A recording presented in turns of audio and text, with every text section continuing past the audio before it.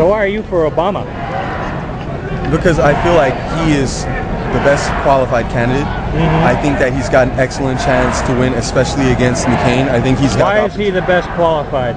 Well, I feel like he's a person who actually represents positive change in society and who can bring together a broad swath of people. How is he doing that specifically? Do you have any specifics?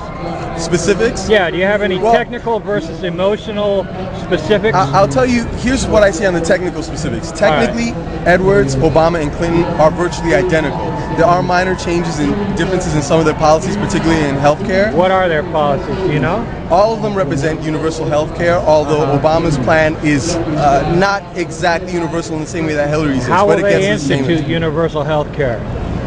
How will they institute universal healthcare? How will they pay for it? How will they socialize it? How will it be I think that's physically accomplished? I think that's one of the big things. The reason why I like Obama's plan is because it's one that's voluntary. So part of the way in which it gets paid for is by both the worker and the employer, as opposed to just by the government, which I don't think is really feasible.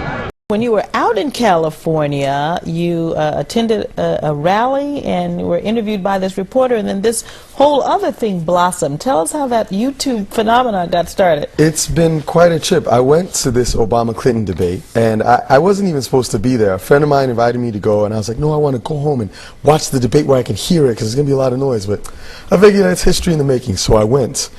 And I was dressed very casually and hanging out with my friends with my cool sign, and this guy came up to me and he was asking these very, very aggressive questions. Now, mind you, we were interviewed by like 2 or 3 different people that day. Everyone's running around with cameras.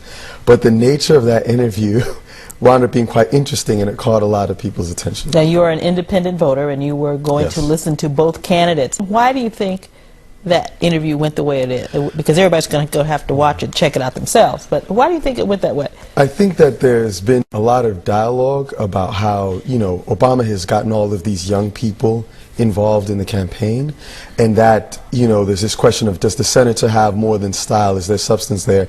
And are these kids drawn to just the flash? Do they really even know what's going on?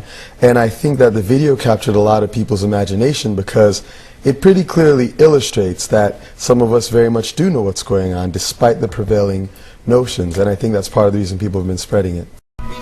When I look on TV, I see stories of my homelands, and it's like death, destruction, warfare, violence, the worst things on the planet.